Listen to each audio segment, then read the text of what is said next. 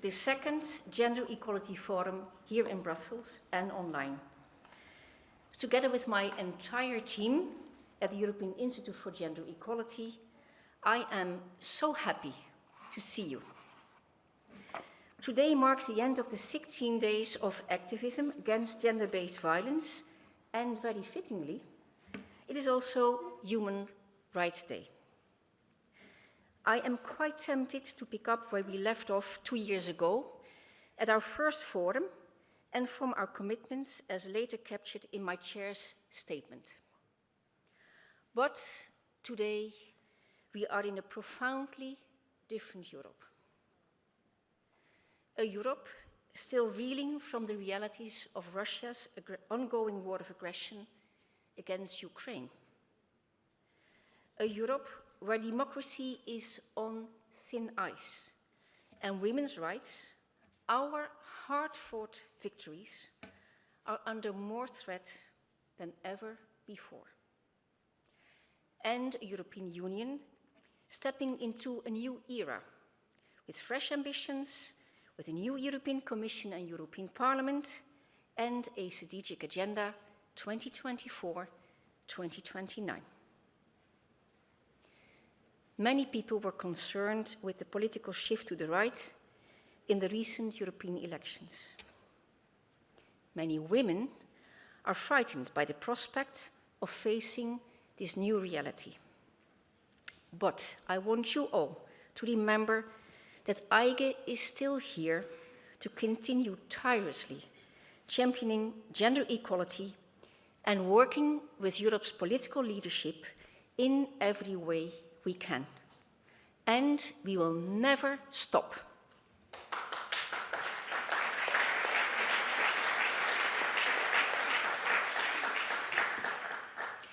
EGE, as the EU's Gender Equality Agency, has of course always studied the realities that impact the future for gender equality. But now we are entering uncharted waters with new security threats and developments, including those that come along with artificial intelligence. These and other developments strain ongoing challenges like gender gaps and widening inequalities with added complexities. So we have to rethink how we are going to better protect and future-proof what should be our union of equality. And that is why we are here. Actually, in fact, that is why you are here. We have, together with partners, put together a program that we believe caters to the needs of the now. The forum is built on two strategic strands: tackling gender-based violence in the EU and taking stock of gender equality in Europe now and beyond 2025. From these two strands, you can tailor your own journey by picking the sessions that resonate with you the most and then revisiting live-streamed discussions you might not have time to attend. So let me give you a glimpse of what lies ahead. The first pillar, gender-based violence. Last week, I was in Brussels for the release of the EU gender-based violence findings. And it was raised by many of us, and let me stress it again, that gender-based violence needs to be treated like what it is, a crisis, just like any other. Because gender-based violence is not an abstract issue that affects someone else. It is happening in our homes, in our workplaces, and on our streets. To the people we know and love, by the people we know and love. Giselle Pelicot, Deborah Mihailova, Diana G. The last one was murdered last week in Schaarbeek, close to these premises, by her ex-boyfriend.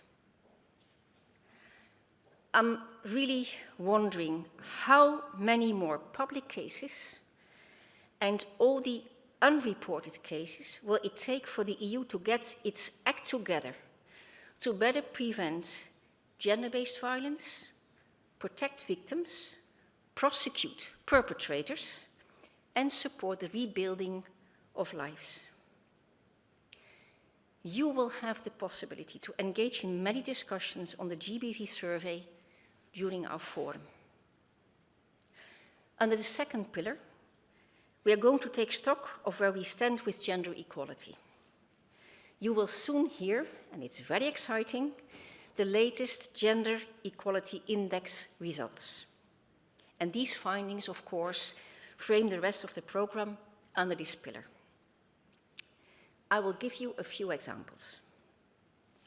We're going to look critically at political participation and financial independence for building a truly equal Europe. Because barriers getting in the way of equitable resource allocation and power must be shattered. How can powerful strategies like gender mainstreaming ensure fairness? How can legislators' quotas rewrite age-old paradigms? We also have a series of strategic foresight sessions where we discuss with you scenarios on how to ensure that gender equality stays upfront in focus when developing environmental, economic, and social policies, and thus contributing to a competitive European Union.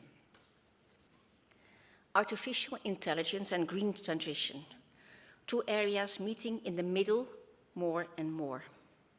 How are we going to see women in all diverse situations at the forefront instead of the margins to ensure a fair and just transition? I often speak about women and men in all their diversity when discussing gender equality challenges. And we are going to unpack this with our forum program because not often it's clear to everyone what we are referring to. From young migrant women who will share the complex challenges they encounter in the EU, to women living with disabilities whose everyday experiences often go unheard. We're going to get a much needed reality check on how solutions can never be a one-size-fits-all approach. We must invest in diverse needs if we are to evolve into a more robust union of equality. And the same for challenges faced by lesbian, gay, bisexual, trans, and intersex communities, and those who identify as non-binary. They face many challenges because of stubborn gender stereotypes and structural inequalities. And we will also look beyond the borders of the EU with a panel focusing on geopolitical challenges. And we will hear from representatives from Ukrainian national authorities on how they have developed a gender equality index against the day-to-day survival challenges as Russia's war of aggression against Ukraine continues. And personally, I'm very happy to have you here.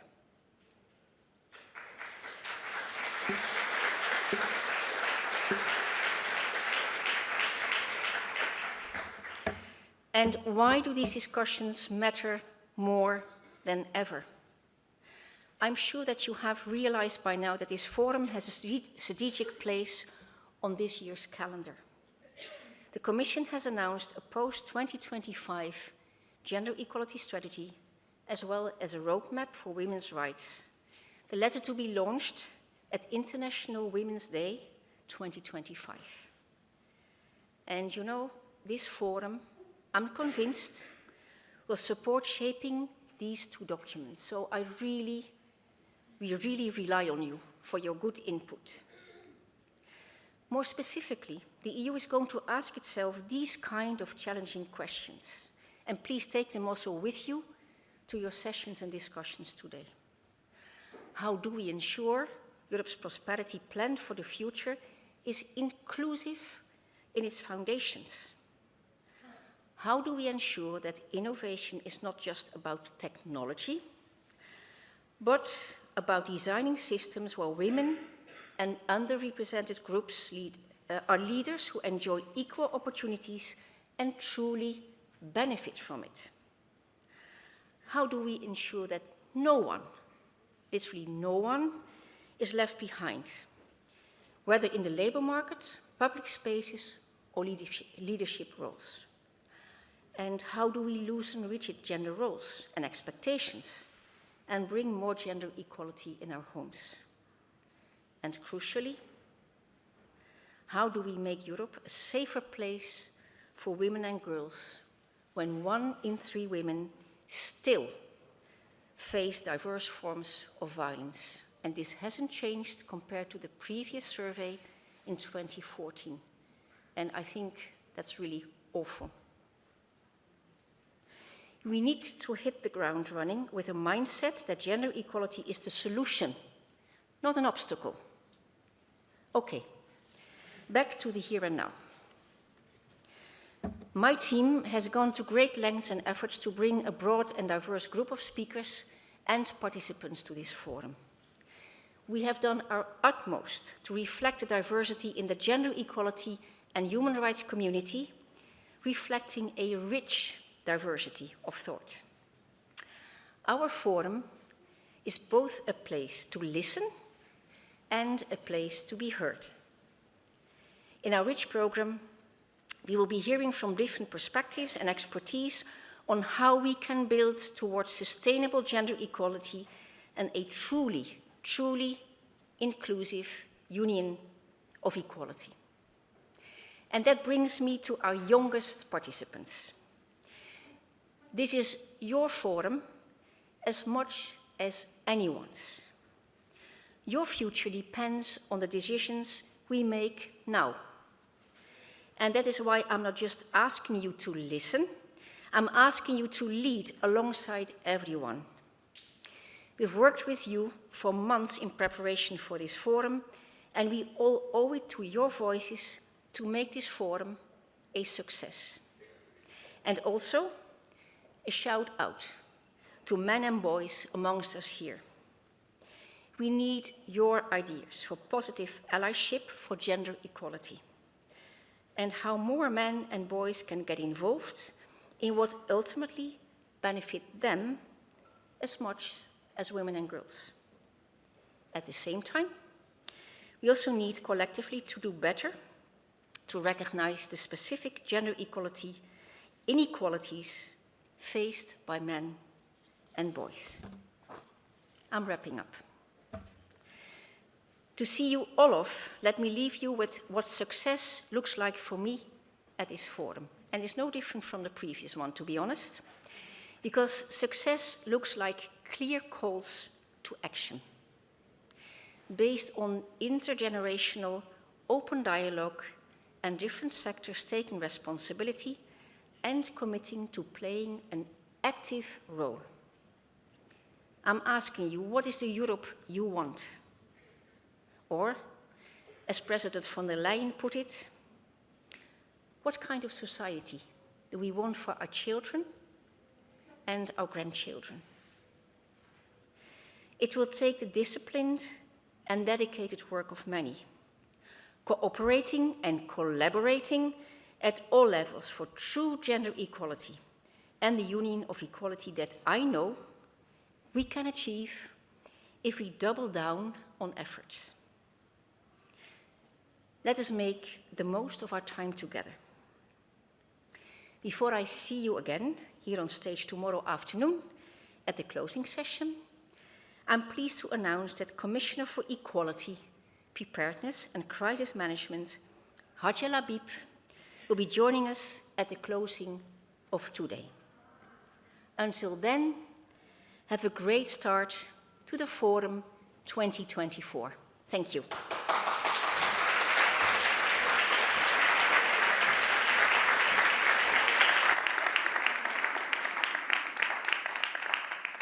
Thank you, Director. Lina Galvez is the chair of the European Parliament's FEM Committee, We could not have this forum without you, because the FEM Committee defines the agenda, what needs to be done on gender equality. Lina, well, can't wait to hear from you. Please, the lectern is yours.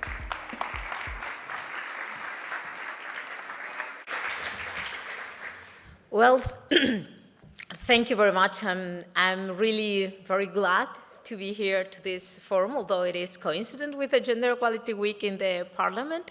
So we have also a lot of things going on there. I'm very glad because since I started to be the chair of the committee, I was also a member of the committee in the previous term. I noticed, as Carly Shelley was saying, the director of the forum and the chair of the forum and the director of the EGE Institute for Gender Equality, that things are changing and women's rights and gender equality agenda is really under attack.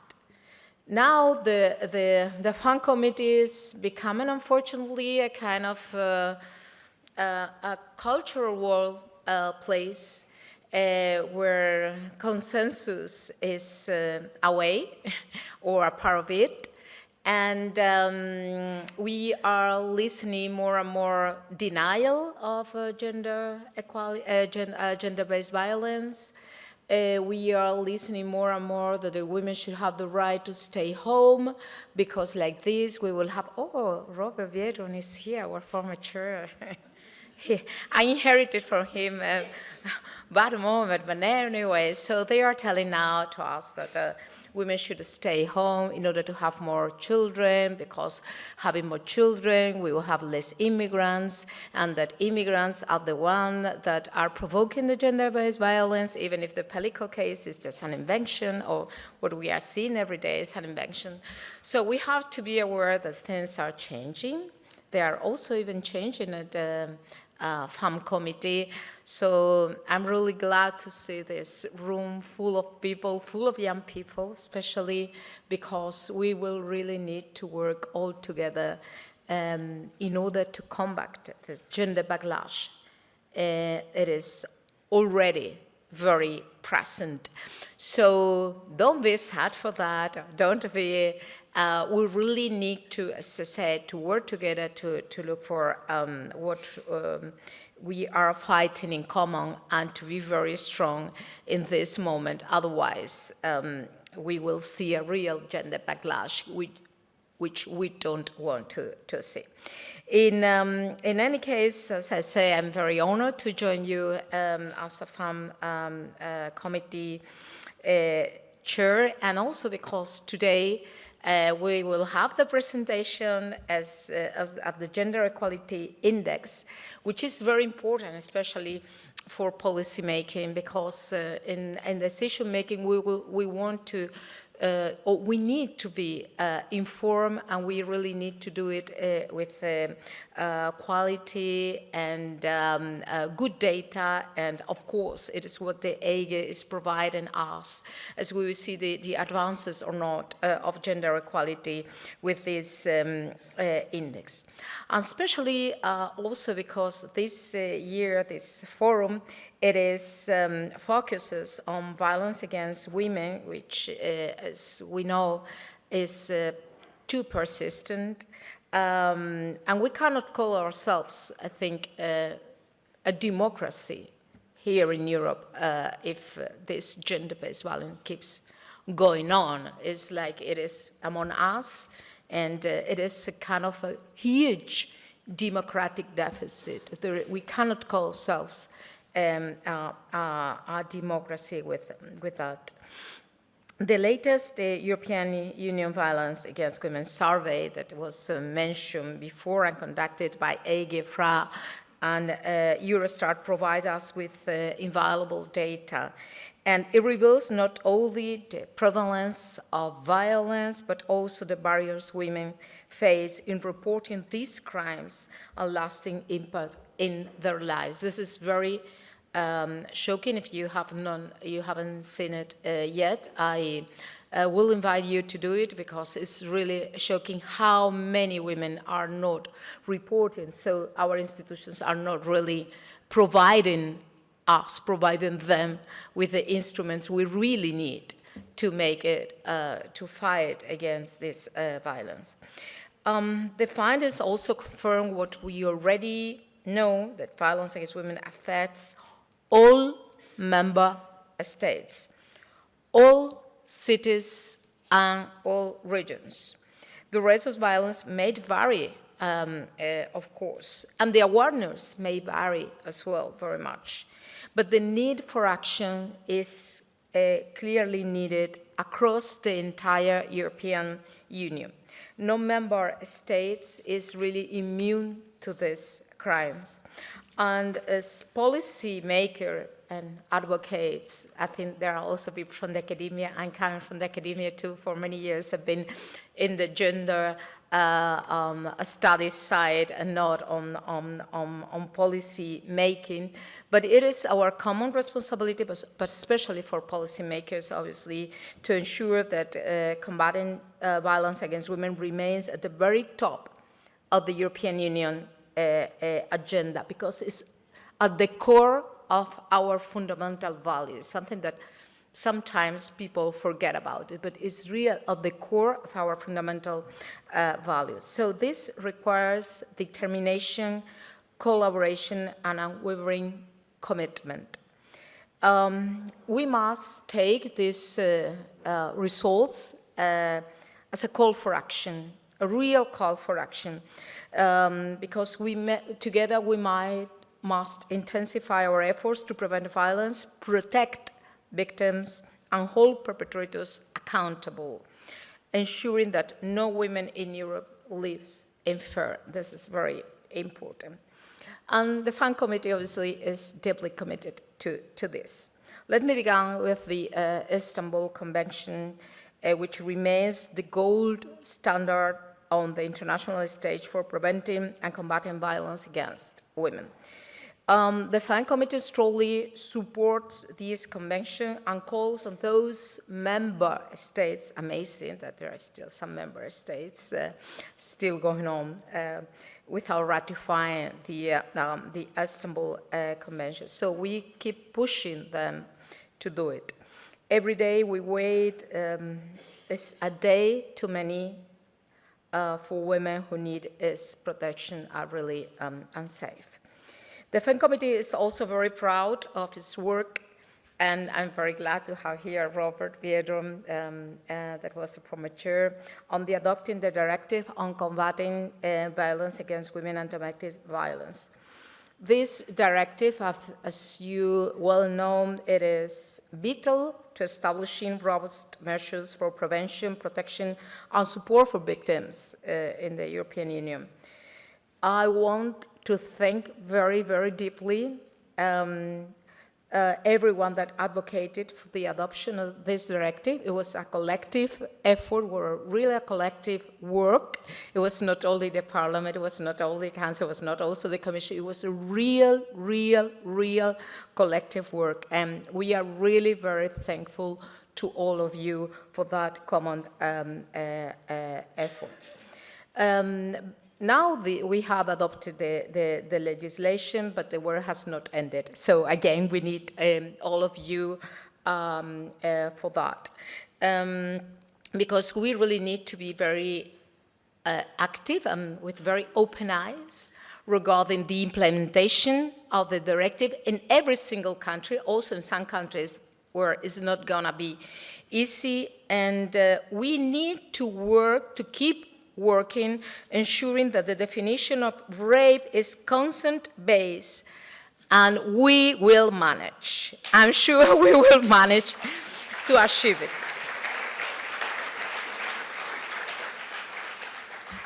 You know, it wasn't possible because of the Council, not because of us at the Parliament. It wasn't easy, but now the problem is a bit different again on that. But never mind, we really need working on, and we will manage. And we will not rest until we see also these definitions enshrined in the European law. Also, the FAN Committee, it is a vocal advocate for the ratification and implementation of the ILO Violence and Harassment Convention. This convention addresses the critical issue of workplace violence And we urge all member states to embrace its provision and safeguard workers, especially women, in every sectors. Our work continues, in fact, these days is continuing, also on the Victims' Rights Directive, where we must ensure that we raise the standards on the right support and protection of victims of crime, and that their access to justice is swift, effective, and respectful of the victim, which sometimes we know very well in gender-based violence. It is not at all the case, because women many times go through a kind of re-victimization through institutional violence that we really need to fight and to avoid. Finally, we are pushing for gender-based violence to be recognized as Eurocrime. This is very important, under Article 83 on the Treaty of the Functioning of the European Union. This continued to be a very difficult subject in the Council, but when we will succeed, it will ensure uniform recognition and action on gender-based violence across all member states. This protection is not just an aspiration, it is necessary, absolutely necessary, and we will continue to fight for it. So we need, again, I will ask again this call for action, because addressing violence against women and advancing gender equality requires a collective effort. Let me insist again on that, and especially in that moment where we have a very strong, with a lot of money and a lot of resources and a lot of strategies and a lot of channel in front of us, trying to do exactly the opposite of what we are trying to do. So let's work together. And obviously, we have to urge all member states, each one of us in our country, but also all of them here from the European Parliament, and also stakeholders and civil society, to collaborate closely, sharing resources, expertise, and best practices. And probably together we can make this great impact. Data-driven policy making is crucial to our success. Tools like the Gender Equality Index provide invaluable insights that must guide our strategies and actions. Let us use this tool for our fullest potential. And I will just close extending my heartfelt thanks to EGEF. Thank you, really, thank you very much for all this work you do. We really need this science for policy. We really need this data in order to take the best decisions and to make the best regulation for the well-being of all, and for advancing on gender equality. You make a real difference, really, on this agenda. The FAN Committee remains unwavering in its commitment to addressing violence against women and advancing gender equality. This is not just a priority for us. You could imagine for us it is our mission. We keep fighting for it. So I'm really looking forward to see the results and the presentation of the EGE Gender Equality Index, to see as much as I can of the discussions. But as I said before, we have also the Gender Equality Week that at the Parliament that was postponed because of the hearings and the Commission hearings in the Parliament. But I really would like to end up this talk insisting on the difficult moment we are now, but we have the reasons in our side, we have justice in our side, we have this better future, and even we have this fairy dust in our side with us that we will really need it, and we really need to work together in order to really advance on gender equality and women's rights in every single place of Europe, and hopefully also in a single place in the world. Thank you very much.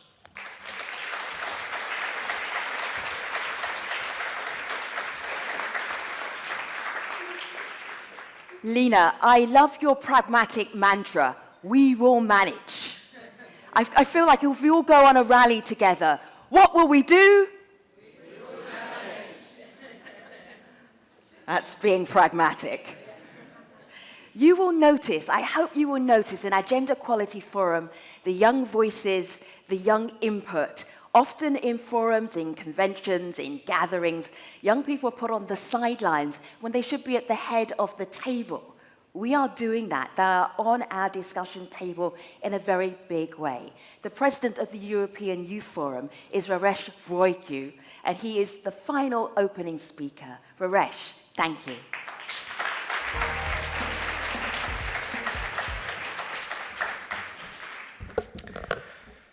Good morning, everyone. My name is Raresh Voiku. I am the president of the European Youth Forum. I'm 22 years old, and I am incredibly excited to be with all of you here today and throughout the next days. For those of you who don't know, the European Youth Forum is the largest platform of youth organizations in the world. So we bring together more than 100 national youth councils and international youth organizations, and we represent the voices of more than 40 million young Europeans. But apart from that, at the European Youth Forum, the core of what we do is that we create spaces. Spaces for young people to speak, spaces for young people to be heard, and spaces for young people to drive change. This morning when I was on my way here, I got out of the house, I got on the metro, I got off the metro, I got on the bus, I got off the bus, I walked here. And during this entire journey, the one question that kept playing into my head was, is this my space to take? I've learned to ask myself this question before every event, before every panel, before every meeting. Is this my space, or would someone else be better served in taking it? Speaking about leadership and allyship from men and boys. It's space. It's such a simple word, but yet it shapes everything that we do. We know that young people, regardless of their gender they identify with, face challenges that are unique to our generation. We also know that young women and young non-male identifying people face greater barriers than young men. When we speak about access to education, access to employment, access to healthcare, access to structures of political participation and political power, they are harder for non-male and actually much harder for non-male identifying young people to access and to be in. Those gaps in access, they are immense. And they can, at times, for some of us, feel absolutely insurmountable. If we reflect on the data that is showcased and that we'll have the privilege to see in the Gender Equality Index, we see some very striking realities. We see that the Gender Equality Index score has risen, so we're doing better overall, but we still see such disparities among member states.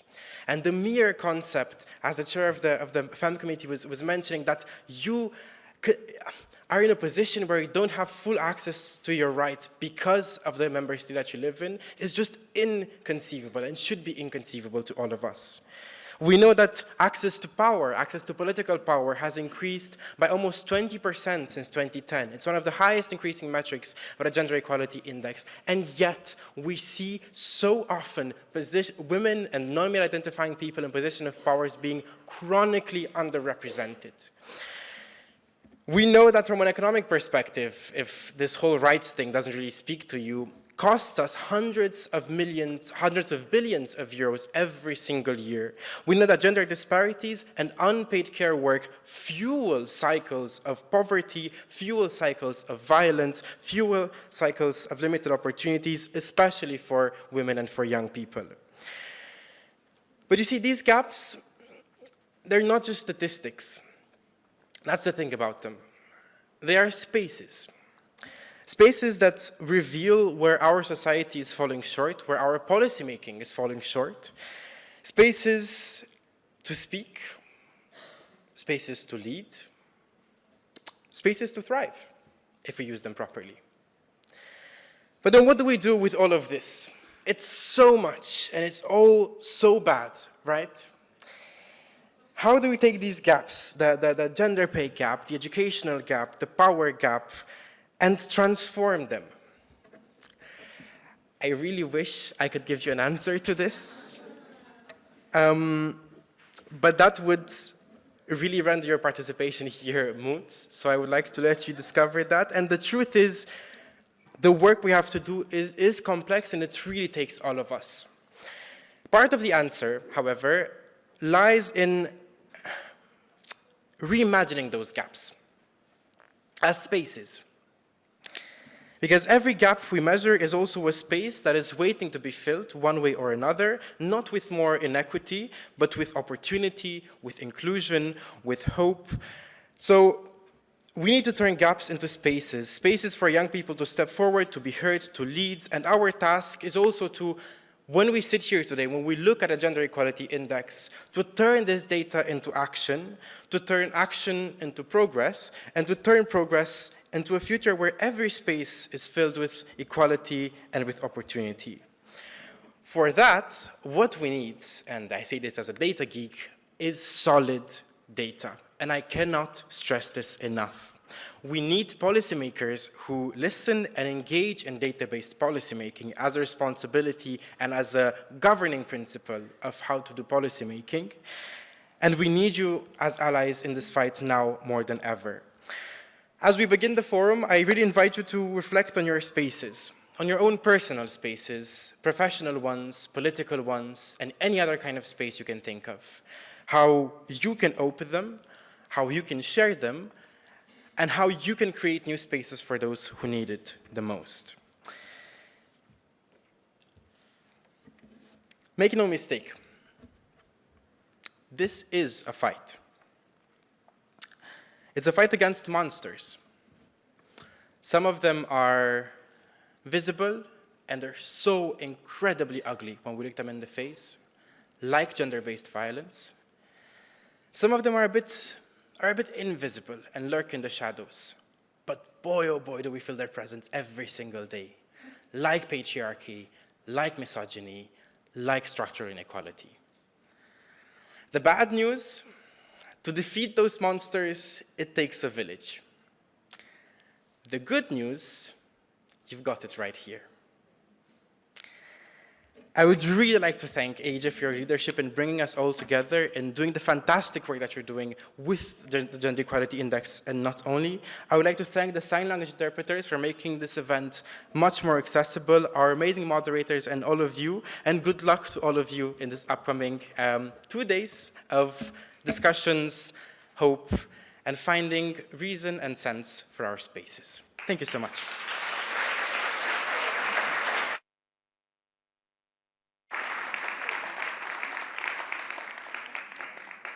And thank you, Raresh.